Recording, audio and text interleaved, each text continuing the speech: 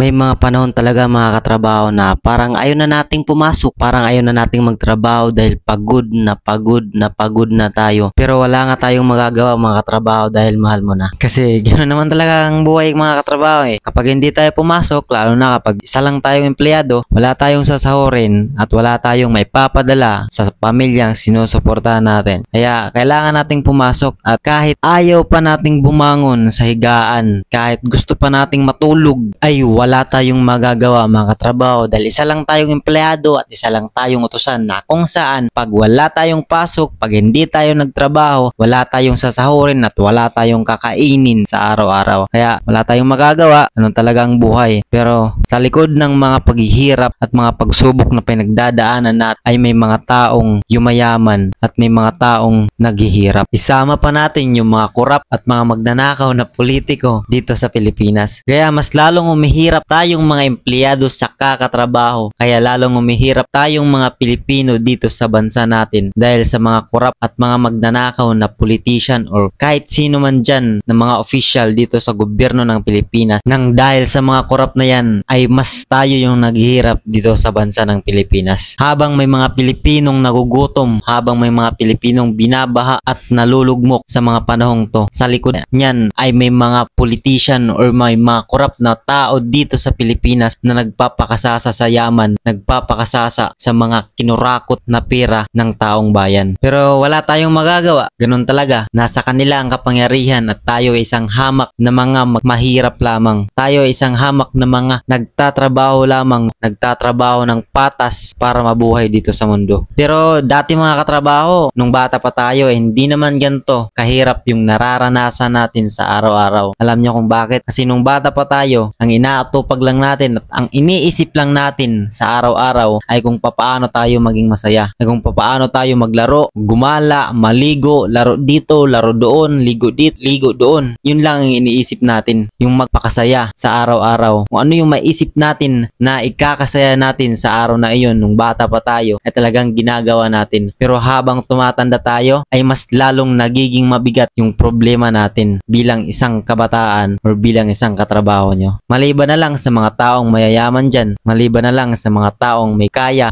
pero tayo na naghihirap, isang hamak na empleyado lamang at lumalaban ng patas dito sa mundo ay sadyang mahirap talaga ang buhay. Pero ganun pa man, maging patas lang tayo at maging honest dahil aanhin mo naman yung kayamanan kung hindi ka naman masaya at galing naman ito sa nakaw. Aanhin mo naman yung kayamanan mo kung marami ka namang taong tinatapakan dito sa mundo. Diba? Parang walang saysay yan kung para sa akin. Isang malaking pagkakamali. Habang maraming taong naghihirap na kagaya natin na isang empleyado na nagpapakapagod kalabaw, may mga taong nagsasaya at nagpapakasasa sa yaman dito sa mundo na nanggaling naman sa pagiging kurap at sa pagnanakaw. Kaya sana mga katrabaho ay may natutunan kayo at nagustuhan nyo yung bidyong ginawa ko ngayon. Mag-ingat kayo palagi. Goodbye and God bless. Tango!